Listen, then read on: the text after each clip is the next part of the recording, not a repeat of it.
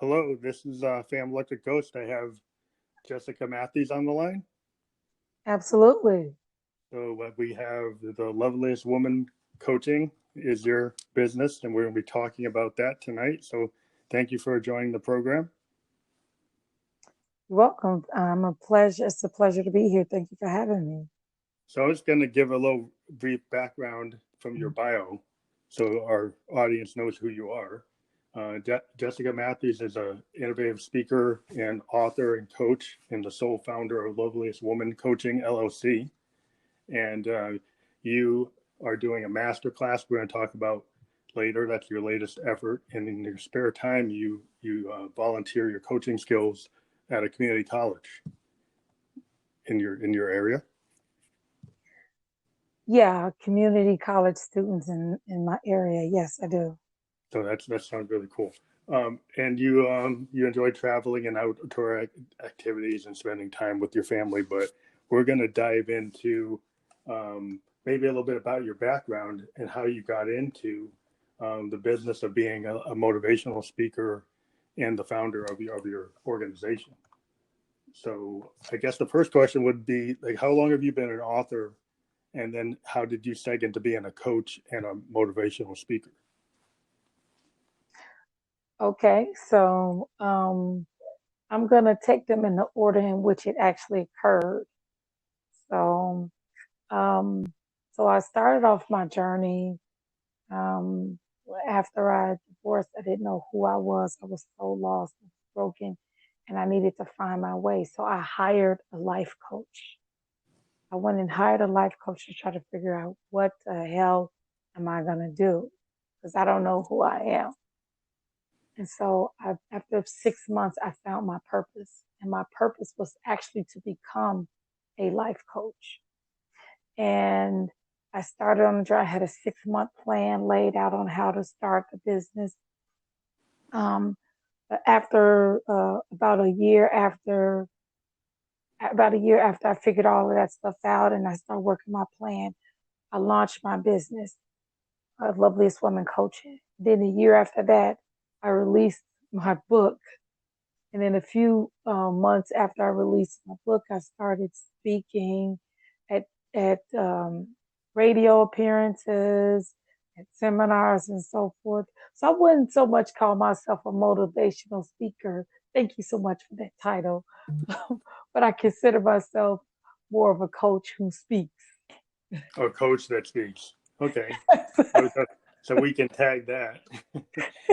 And I was going to tag like motivational speaker, but more of a coach that speaks. Yeah, we can do that.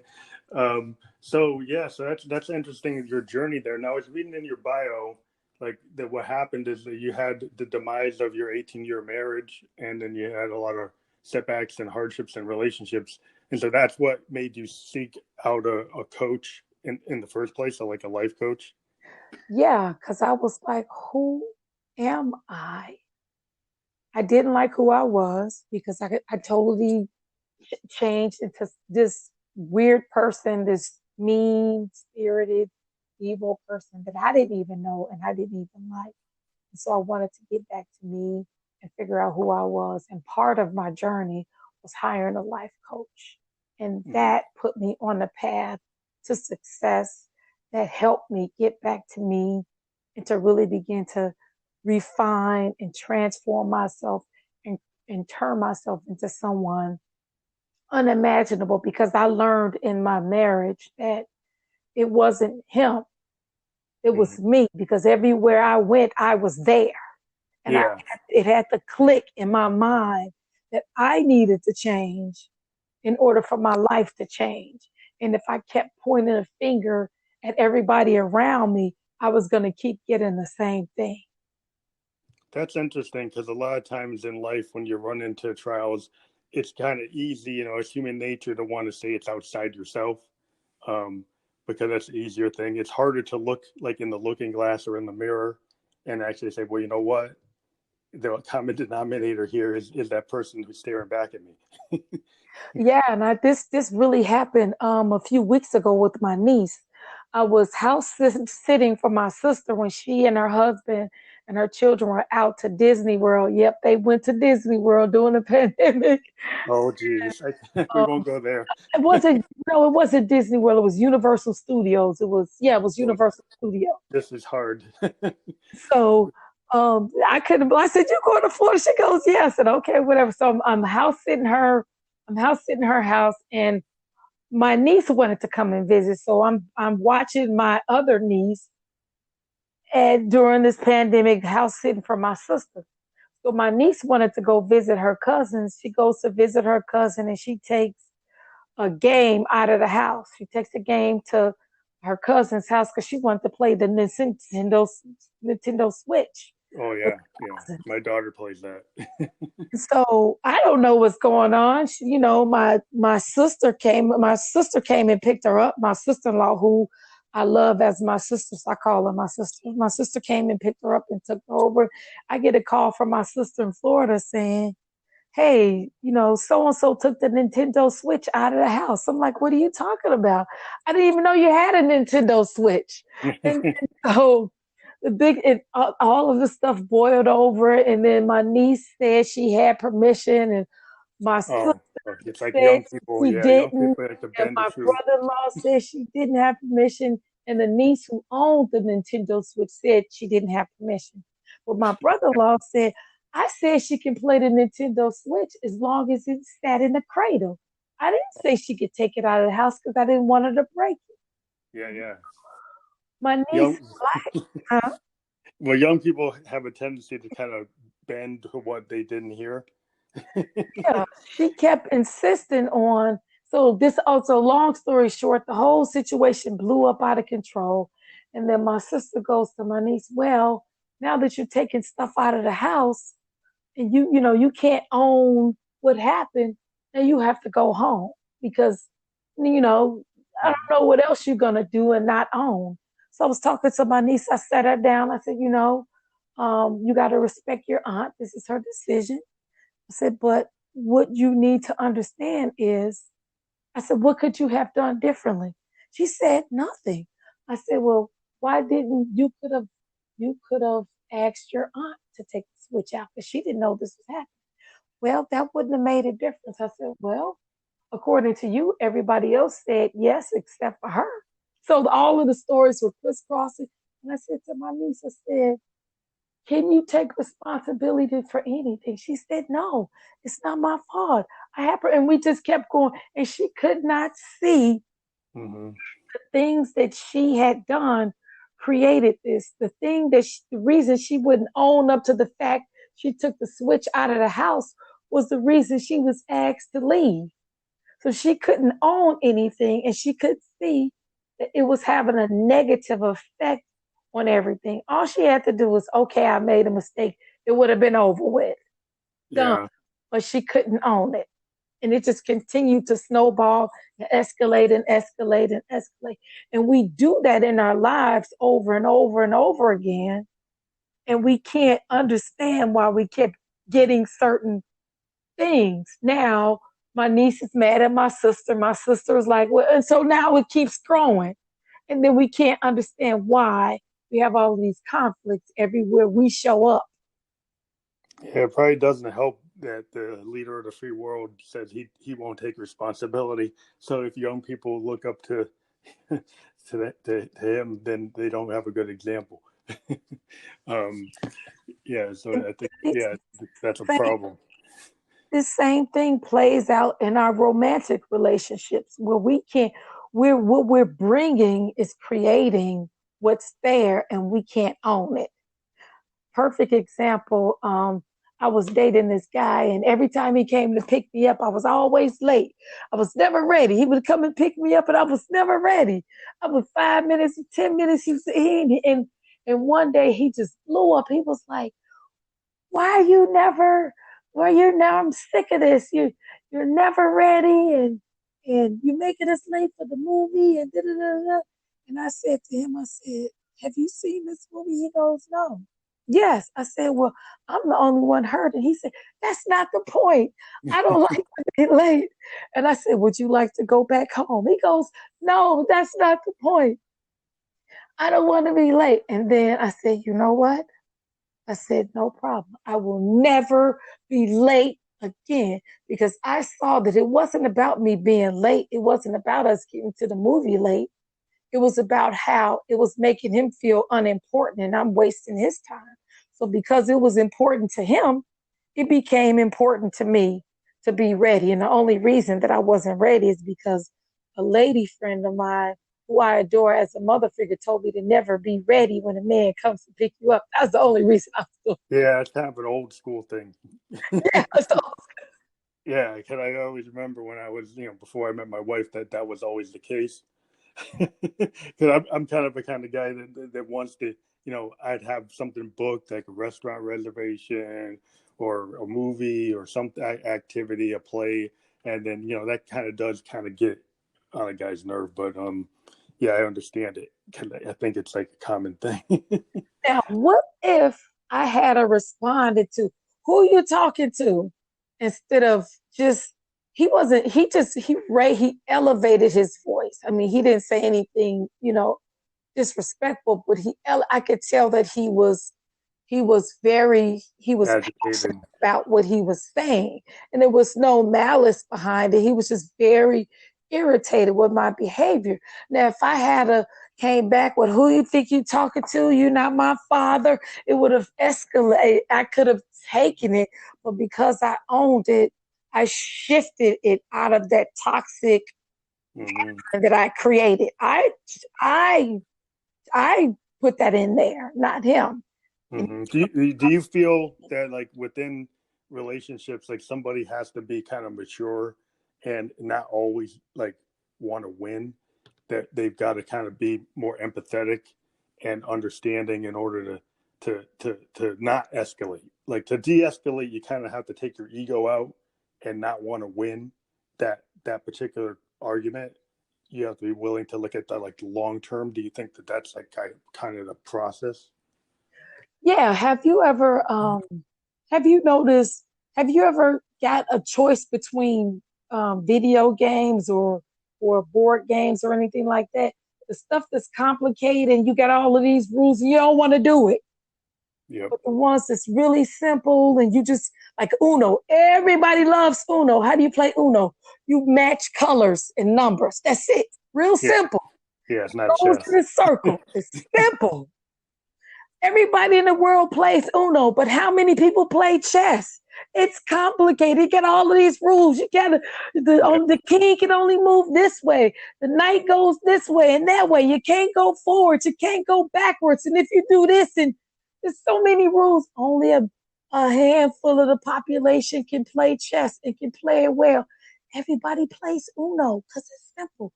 Same thing for relationships. You got all these rules in there. You got all these expectations. You're making it complicated. Nobody wants to be with you. Nobody wants to do that. If you simplify it and take all of that extra stuff out, it will make it a lot more easier to be with you and to spend time with you and have fun. So we do that all the time. We complicate our relationships with all of this stuff. We complicate our relationships with being angry. We complicate our relationships with being frustrated. We complicate our relationship with all of these layers of things, and then we can't figure out why it's not the way we want it to be. Yeah, I think I was reading, like, when I went to college, I was always reading about, like, Francis Fanon and Wretched Earth, and, like, this idea of people have masks. And, like, a lot of times African Americans, we have to wear all these levels of masks, right, in order to be able to work within a society where we're not in the majority culture. Sometimes we have to mask our pain and our hurt and let something go, let like a microaggression go in order to, like, still have the job, or to still be able to, stay where you are without getting into a fight. And then even within, our own personal relationships, we got all these layers of wanting to present, this other self that maybe is not the true self. And then that's hard, because then if you're not really being who you are, then who did somebody see when you're presenting something that's not even really you? And we have to wear all these different, roles. So, I think it's very difficult navigating that. and then having to be honest. I think really what you're saying is you got to be honest with yourself before you're honest with anybody else. You have to be honest with yourself and be able to look in the mirror and say, what am I bringing to this that's causing the result that I'm getting? For every action, there's a reaction. You have the yin and a yang. You have the positive and the negative. So everything we do has a consequence. I don't care what you say. Everything we do has a consequence, whether it's negative or positive. So absolutely, looking in the mirror is the starting point. And that's exactly what my master class is about. It's about creating romantic resilience. How do you move that toxicity out of your life? How do you shift that? Who do you need to be? How do you spot it? I mean, it's just so many different layers that the masterclass covers. It's phenomenal. How do you create a relationship? How do you identify it? And after you get that relationship, you just don't let it die. Like you have plants. You don't plant the plants and just, I planted that plant, and you never water it, and then it withers and dies. You have to go and water it. So that's what the maintain relationship. Yeah, you have to weed. You have to take care of the mold. You have to take care if it gets sick. You have to like have empathy and understand the plant. And that's why I just give it water. You have to learn a little more than that. Sunlight. So your master class, we have a link for it that's going to be on the podcast as toxicityresilience.com, and that's going to be on the podcast when we publish it. You'll be able to have people click onto that, and it'll go right there. So that's your latest effort. It's called toxicityresilience.com, right? That's the actual class. It's a webinar, and I'm going to be giving out tips. I'm going to be giving out tips and things on how you can actually move past your stops in terms of being of toxicity and being more resilient in your romantic relationships. So yes, that's what we're talking. That's what we're going to be talking about. How do you move? Is that a single episode webinar or multiple part? It's one webinar. It's just one webinar. Yes. And if people want to take a deeper dive, there will be an opportunity for any participant to take a deeper dive into the topic. But it's going to be phenomenal, and I'll answer questions, and we'll go over this webinar, and it's going to be phenomenal. I'm just so delighted to change lives, because I know what it means to actually look in the mirror and say, I have to change to get something different in order for my life to start moving in a different direction. I know that I am the author of my life, and I get to say how it goes. And so I'm delighted to have this conversation with singles, people who might be in a relationship, or married people. So the webinar is really geared towards people who want to move into a relationship, but it really is. I've taught this topic to every marital status, if you can ever believe that. Pretty much all the marital status: married, divorced, single. I don't believe I have had any widows in the class. But no widows, but married, divorced, single, and I've even had separated people in the mix. So that's your target. That's your target demographic, your audience in those groups of people. My target would be single professional women. It's my targeted audience. But you have a product or service, and you just attract other people who are drawn to the service or product. So, how does the seminar work? Is it in real time, or is it something that's already preset that you go through? Do you actually do it live? Is it like real time? It will be live in living color. I will be there. I will be on video, and folks will have an opportunity to see me and talk to me and actually get questions answered, and it's going to be phenomenal. that's a really cool thing. Cause I've been talking to people, during COVID that are doing, a lot of things where artists are doing like real time Q&A type of things. But, I deal with a lot of different people in the arts, and a lot of times things were just like, videotape stuff. And now people are realizing they can use like all kinds of new technology like Teams and Zoom and all kinds of other things to do real-time connections with their target, customers or audience, which is cool that you're doing that. Cause I think that's the real, that's what a teacher, why people want to have like in classroom teaching, is the kind of that real-time experience with a mentor or somebody who's like a sensei, somebody who's teaching you something new. Having that in real time where you can ask a question and have interaction, I think is really cool. And yeah, the really thing I love about this and I love about the topic is, so when we change, because I have a perfect example of this. When I've changed, the people around me begin to change because I begin to have a different effect on them because I changed. I can remember when I met this man. It was so crazy how we met. I met him at a local pharmacy store, like a CVS pharmacy or Walgreens. Mm-hmm. What do they call those? Convenience stores, drug stores? Yeah, drugstore. Yeah. Well, nowadays you say a drugstore, people think you're actually going to get medical marijuana, so we might have to change the drugstore. Oh, well, maybe it's more like it's the local pharmacy pharmacy.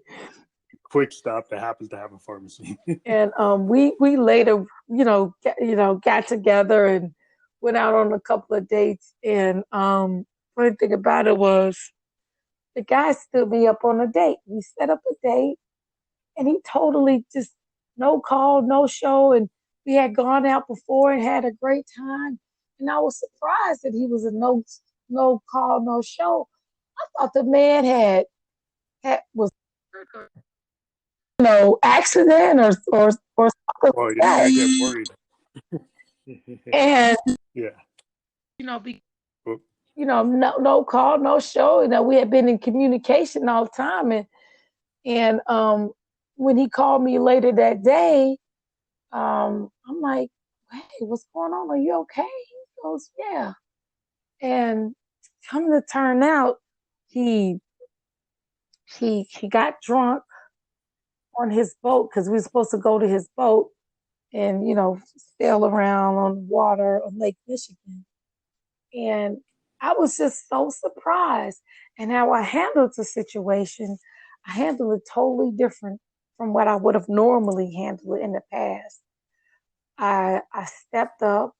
I told him how I felt about the situation and had a real heart-to-heart conversation about what I was expecting and, and how I wanted things to go in the future. And the funny thing about it was we never went on another date because I had expectations. I was like, nope, I'm not going on a date with you because you're not going to fake out on me. I changed my whole schedule around and he didn't show up.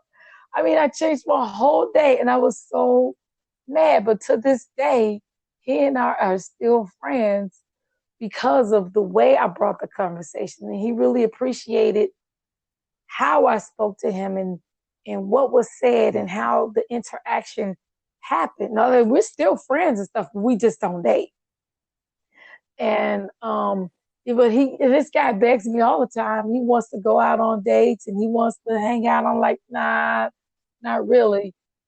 But the relationship is very different now.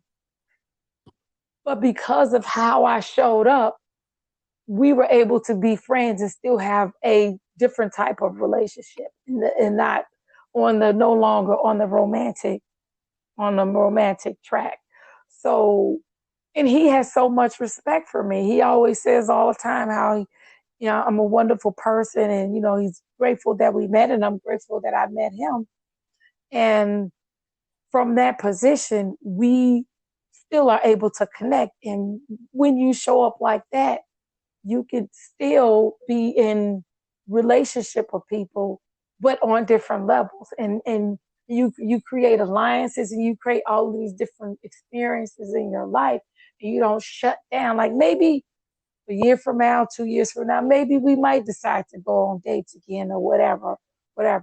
But if I hadn't handled it that way, the door would have been closed. If I had to slash his tires or bust his window or do whatever, we would have been on a different page. But again, how you handle things determines how people respond to you and what you get back. So in your bio, you talk about you have a unique Loveliest Woman Coaching method. I think you've been discussing, that in our conversation. But if you were going to like try to, explain that, you don't want to give away your secret process. But if somebody asked you like, well, what is your Loveliest Woman Coaching method? How would you like encapsulate that in a general statement? My method would be the romantic resilience, and we'll go through the different romantic resilience. So to sum it up really easy, really, really high level. So one, I help you identify where you are in terms of your love, where you want to go and where you are right now and where you want to go next. And then two, the second thing, I help you actually generate it and to create the thing that you want. And then the third step is once you get it, I help you maintain it. I give you the tools. So you'll have the tools so you can to empower yourself and empower your relationship to stay out of the cycle of what you were doing before, because we all have patterns and you will fall, and you are reliable. We are reliable to fall into the pattern of the past. So I step in and give tools to actually work through those. That's really interesting, because when I went to college, like I'm a techie, but my major, I actually was a sociology major, and I combined it with like legal, government and political science, and I thought it was interesting because when you study sociology, it's not psychology, but it teaches you like how to look at how people interact on a societal level, at like a microcosm level, which is like at a personal level, and a macrocosm level, which is like a societal level. So why is there racism? And like, why is there sexism? Why is there classism? Why is there these things? And then you actually look at individuals and the effects of what happens. And you study like criminology, you study, all kinds of human behavior at kind of like group level human behavior. And it's interesting that you found all these tools that, I've actually are familiar with from what I studied. It's interesting how you come to, this is now your career, that you're using these social mechanisms that people, react to processes and procedures. And there are creatures of habit. They like to, people will continue to do things. That's why there's addictive personalities, why there's addiction, because it's hard to break out of these patterns. So it's interesting that you found a way to break out of your own pattern and then to help other people, figure out how to cope, and become a coach. Absolutely. So you have you've spoken at events like WVON. What can you explain to people what the WVON, what that is? And I guess you also were at the Black Women's Expo, Intellectual Radio, WBGX. Yeah, WVON is a talk radio show that's this is a talk radio show that's 1690 AM, I believe that's the call sign for the WVON. I don't know the call signs exactly. But yeah, I was actually interviewed on, I don't know if you're familiar with, but Chat Daddy Sims. I was interviewed on his show, Real Talk Real People. He has a relationship segment, and that particular radio station is phenomenal. It's actually geared towards the African American community, and it talks about everything across the spectrum. It talks about relationships, politics, current events, anything that you want to consume They even have a life coach who has a segment. I mean, anything you want to know. They also have somebody who comes on about money. So pretty much anything you're looking for, you can go to WVON and consume it and get it there. And it's talk radio, and it's phenomenal. It's phenomenal. That's great to be in an environment that has that. I'm kind of in the Northeast, in the middle of the boondocks. So as an African American, I don't have a lot of resources unless I go on like satellite radio, and then I can grab anything. So my local radio is kind of like, it's all country music.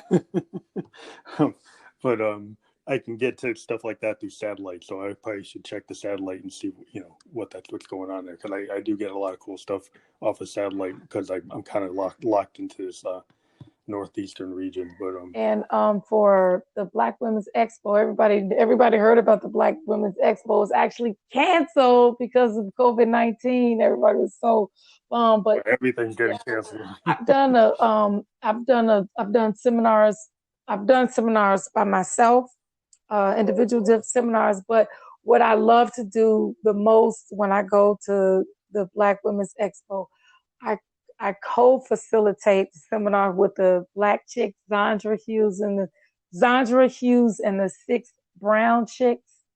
We've done this one particular we've done this one particular seminar. It was just crazy, called Exploregasm. I don't know if I can say that on here. Yeah, we're cool. We can do any kind of.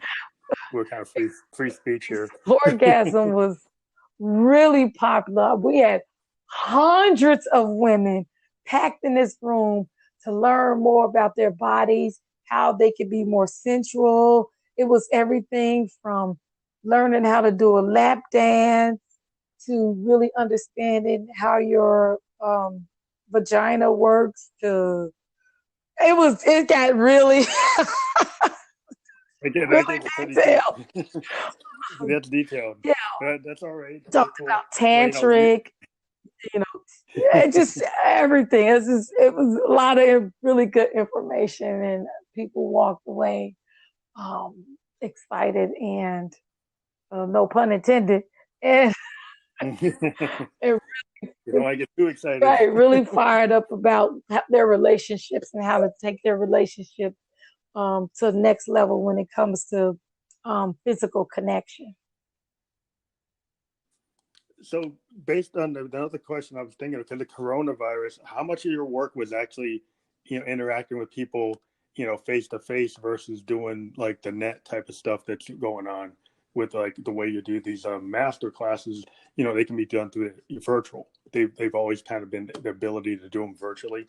Yeah. But have you had to really shift a lot of stuff to online versus what you used to do? No. Or did you always kind of do stuff online and, maybe had like a half to, 50-50 online, 50-50 face-to-face? Or have you had to shift a lot of that? No shifting at all. My very first master class, Your Good Man Formula, that one was actually face-to-face, and everybody kept complaining. Why can't you do this online? I can't make it. I'm in a different city. I mean, I'll be out of the country, or I'll be out in a different state, and I won't be able to make it there in time for my other event. And people asked for it to be online, so I switched it to my master classes. The next time I offered that master class, I did it in person 2 times. Then after that, I went virtual. Yeah, I went virtual, and I did I do my coaching I did my coaching over Zoom, unless people specifically asked for face to face, which not too many people did, because it's a lot more convenient. But pretty much my coaching practice had been virtual, so that was no change for me. I already had Zoom and all of the other infrastructure and support system in place, so I was like, okay, you're set. It's like us podcasters, we're kind of like, okay, this doesn't really affect us so bad. because like, everything's from my bedroom studio.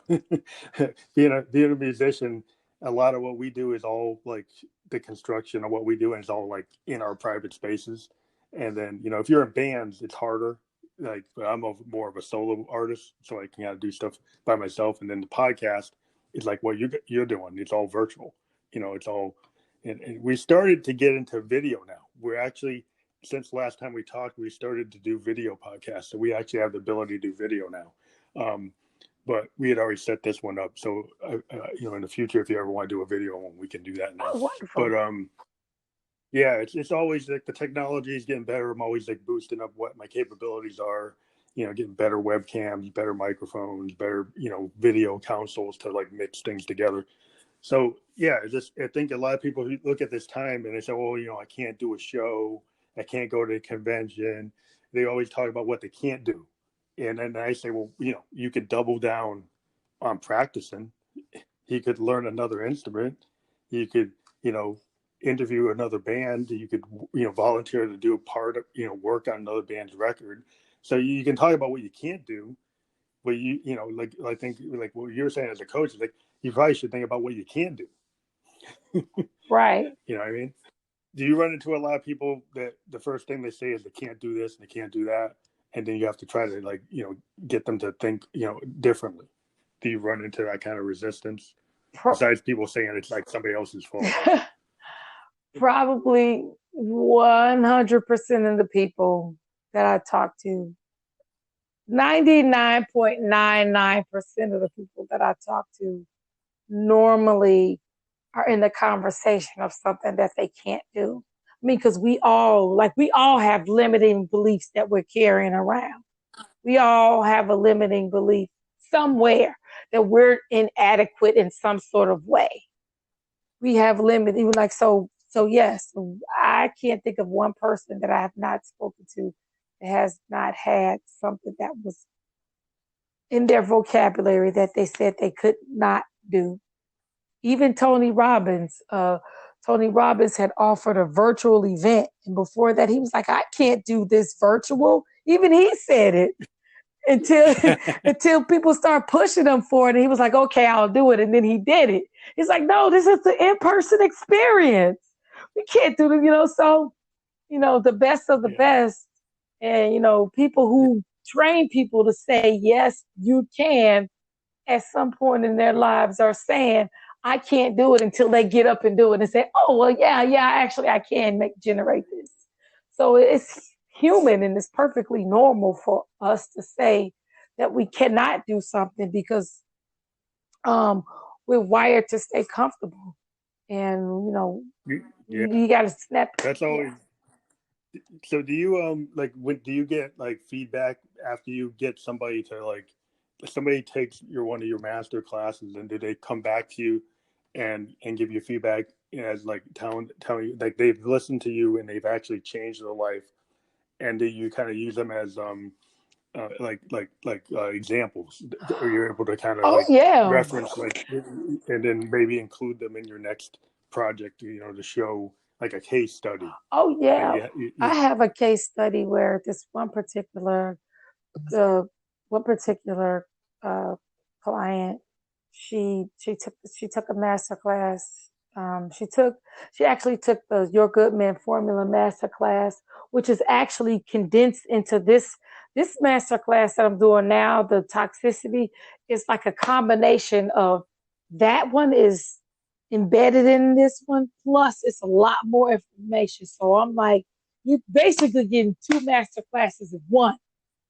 So this particular lady, she took the master class. 6 months before the master class, I can't find a man. I can't find the type of man I want. I keep attracting the wrong man. I can't, it's wrong. It's wrong. It's wrong. She just kept complaining. And 6 months after she took this master class, she met a beau, the type of guy she wanted, not the man she didn't want. She met a beau, fell in love, and she got a marriage proposal. She did not marry him because he dimmed her light. He was wonderful, but he wanted her to be small. And she said, I can't play small. She said, no, I'm going to keep looking. And she just continued to draw men to her.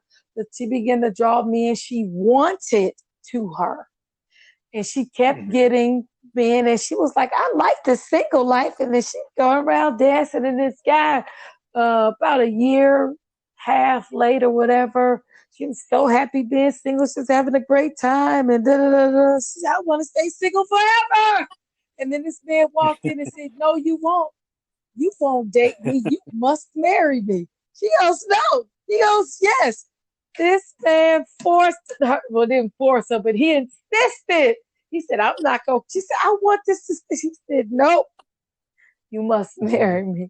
So she actually got married, and she is overwhelmed with love and joy. She's just ecstatic about how it has turned out.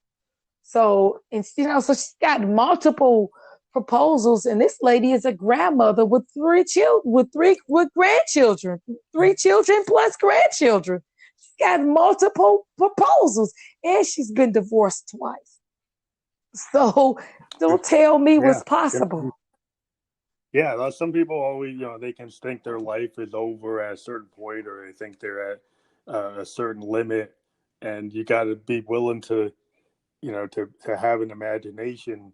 I think some people are limited by their imagination and their capacity to embody change. In order to, you have to kind of embody change to change. You have to be able to handle it and be able to understand that it's probably going to be uncomfortable. I think that's where a lot of people have the problems. But is it uncomfortable, being poor? Is it uncomfortable being in a toxic relationship? Is it, easier not to do something? Or is it better to do something and it takes a little effort to get you out of that? It's a balance where you got to decide where, you got to exert a little more effort. The last time I checked, it's always easier to do nothing. Yeah. But some people think it's so hard and you can't do this and they can't do that. But is it good to be in a codependent relationship that's you're ending up in the dark corners, of your psyche. You're not moving forward, and it's not helping you. You're not feeling healthy. You're not living healthy. And how is that good? Just because it's easy to stay there, but it's really not easy on you. It's hurting you. So I think you have to. It's that kind of realization when you get that moment in your life where you say, "Well, I am going to have to do something." And I think people have different points in their life where they're willing to entertain that. And some people never entertain it. And that's kind of sad. But it's good that we have coaches like yourself out there that are kind of motivating people. Though you're not a motivational speaker, but you're a person that can get somebody to take a deep look at themselves and find a way to get to that change, which I think is cool. Absolutely. And, codependency, the last time I checked, is probably not the best way to go. But, everything has its place. And I'm not saying it's bad and I'm not saying it's good. I'm just saying each person gets to decide how they want to live their life. And at some point in time, they have to decide if they want to live a codependent life that's going nowhere and they're miserable, or if they want something different. And it takes each individual to look at the relationship and say, you know what? I don't want this. I don't need this. And I'm going to take my chances. I'm going to roll the dice and take my chances. And, some people are not willing to roll the dice. They're willing to stay with the devil that they know instead of going out and creating something new. So the fear is, I can't create something new, so I'm going to stay right here. I'm going to get something worse. So since I know what this is, I'm going to stay here. So it's easier to stay where you are because you know what you're going to get. But what if you had the power to create what you want? I bet that fear would melt away. You wouldn't, if people knew for certain that they could create what they wanted, they wouldn't stay and settle or be the codependent or be the thing.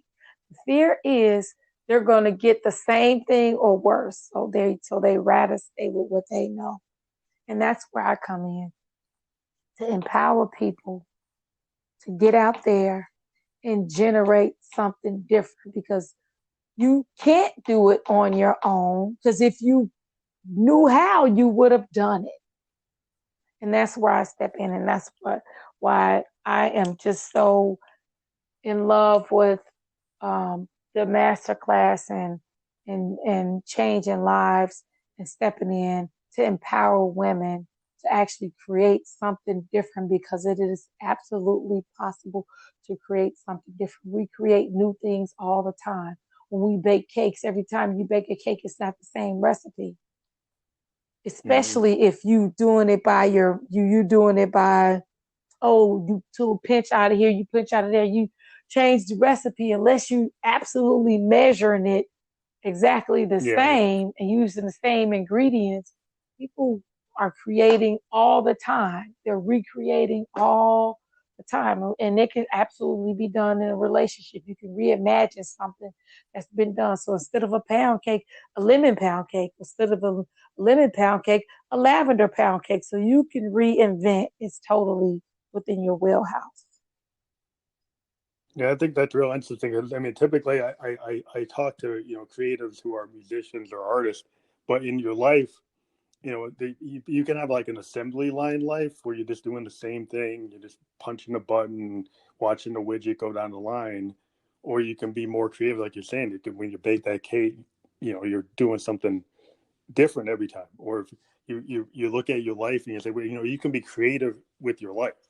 You don't have to just be on a routine schedule, 9 to 5, going on the train, going on the subway, doing this and doing that.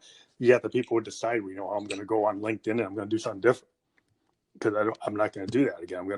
I don't like the way the boss is treating me. It's not right. It's toxic at work, and I need to get out of it. And you got other people who are afraid to get out of that.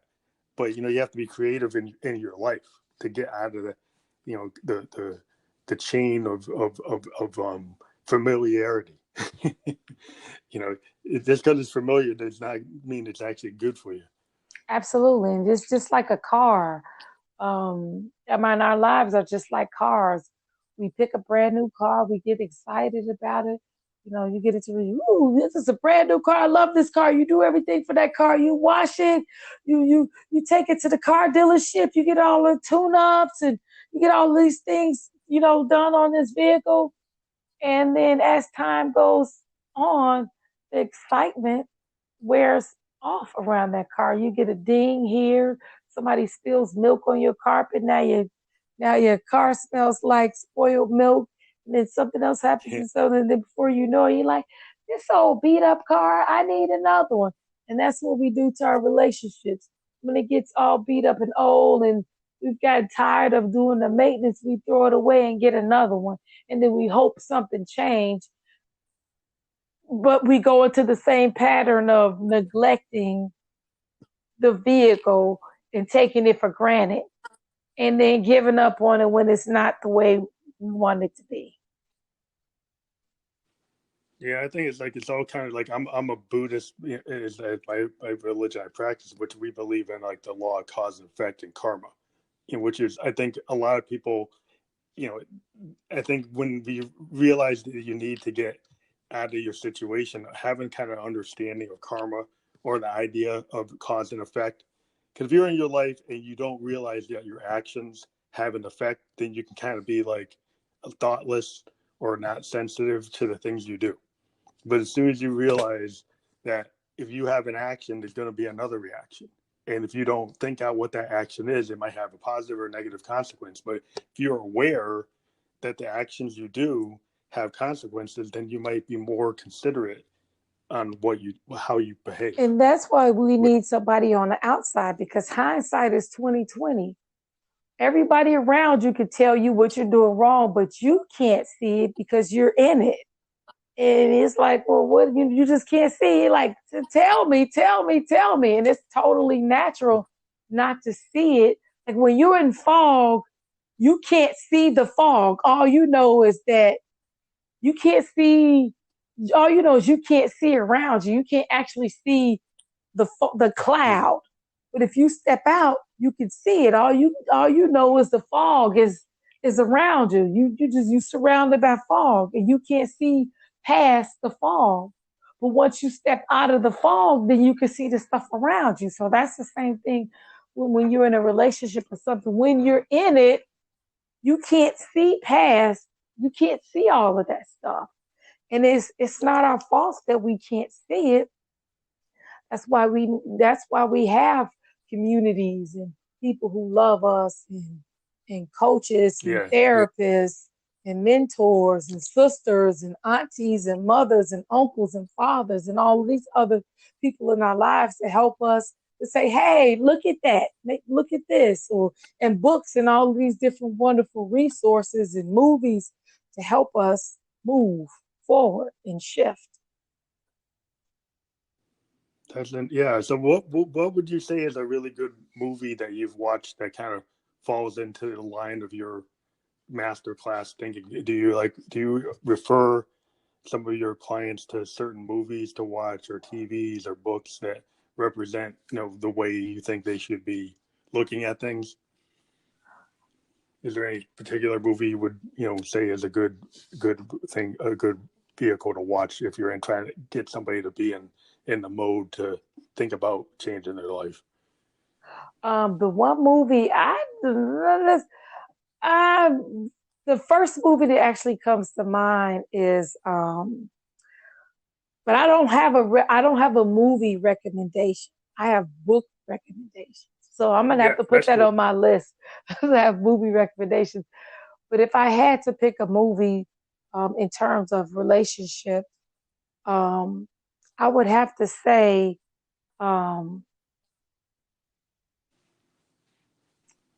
What Dreams May Come. I don't know if you guys remember that movie with Robin Williams, where he was so in love with his wife, and she was. Oh, I think I saw. Yeah, that. I saw that. She was depressed, and she took herself out of it, and he went to the pit of hell to go and get her. That movie was phenomenal. It was all about how you could see all of the different layers of how she wasn't happy, and he was like, honey, what are you doing? I love you. Come back to me. Why would you leave me? And he had a whole different perspective on who she was than she had for herself. But because she was in the thick of it, she couldn't see it. And he went and he fought for her. He turned it around. He got in there and he made a difference in her life. He made a difference. He got in there and turned it around. So that's the only. That's a really good movie, Daddy. I had forgotten about that movie, but now you made me remember. Mm-hmm. But if I had to say books, a book in terms of relationships, I love, this one will help you kind of like get a grasp on your relationship. Dr. Gary Chapman, I love the 5 Love Languages. I absolutely love that book because that's a perfect example of how you can actually look at what you're doing, figure out what that person's love languages are. Like, people usually get that book and say, I'm going to find out what my love language and tell my mate to give me all of my love languages. So, but what I do is I challenge people to, yes, go and do the love language, take the quiz. You take the quiz, have your mate to take the quiz. And then when you find out whatever your mate's love languages are, that's what you give them. You pour into their love language. Stop looking for them to give you something. You give them their love language. That's your goal. Every day, all day, is to give them whatever their love language is. And don't worry about getting yours. You just give. Because if you do that, then it will kind of come to you. Exactly. They're going to reciprocate because loyalty feels love. Somebody is constantly loyal to you, and they show up and show up and they show up and they show up and they show up and they keep showing up. Loyalty can build love. After some period of time, they go, oh my God, this person did all this, they keep showing up for me. Then you don't want to show up for them because they're going to want to show up for you because you're showing up for them. And if they don't want to show up for you, then that's a whole nother thing. They're a narcissist. We got a little too many of those around right now. But eventually, I mean, most people, human nature, if somebody keeps showing up for you and showing up for you, you're going to eventually start showing up for them too. And don't look for, the challenge is not to look for them to reciprocate. The challenge is to take responsibility and keep showing up for them no matter what. I think that's a good way to be. I think that is a good life coach statement, of like an idea, a concept to like actualize in your life. Is so many people, I think, are into this kind of self-gratification, that they're always looking for what you're going to do for me and not thinking about kind of what Kennedy said, what can you do for your country? And then when you have this kind of attitude that you're willing to sacrifice or do something beyond yourself, then things tend to happen for you, because then you're in more of a positive kind of place, that you're in this place where, you're more likely to have light shining on you if you have that kind of attitude than a narcissistic attitude. Absolutely. So things are going to happen for you. Yeah. Absolutely. And just think about, just showing up for people.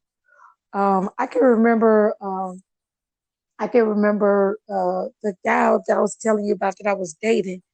The reason that I said to him, I'll never be late, because that man showed up for me. I saw how upsetting it was, how upset it made him. I didn't no longer wanted to take the advice of the lady I love so much, who was a mother figure in my life, and I respected her. And this lady is so wise. This lady is brilliant. She has a PhD. She's brilliant. This lady is brilliant. She has so many degrees. But him, because he showed up for me over and over and over and over and over. And he would plan the dates and I didn't even have to do anything. He picked the restaurants. He picked me up. He paid for dinner. I didn't do anything. He did everything. I didn't do anything at all. Because he kept showing up for me. It was important for me to show up for him. And if he calls me and asks me to do something, I'm going to show up for him, because he showed up for me constantly without looking for something back. Show up, show up, show up. And that's how you make a difference. That's a tip that everybody can take that and make a difference in their relationships right now without even coming to the webinar. If you go and do that, you'll make a difference. Well, they should come to your webinar, because we're going to push that for you. And we're getting to the end of our broadcast, but we're very happy that Jessica Matthews has been on the show. You have the LoveliestWoman Coaching LLC. You've got your new Toxicity Resilience Masterclass, and we're very excited that you came on the program. We got to share this with our audience. I think all creative people have all kinds of issues in their working relationships. And I think they could take, some of the people I deal with.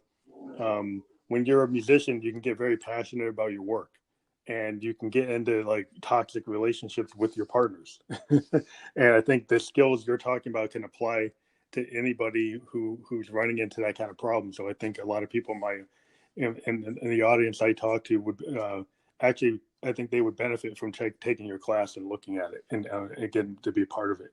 And we have a lot of female musicians that are part of our group of people in our collective. So I think a lot of people will be interested in what you're doing. I will be happy to have them and make a difference in their lives, in the lives of their family.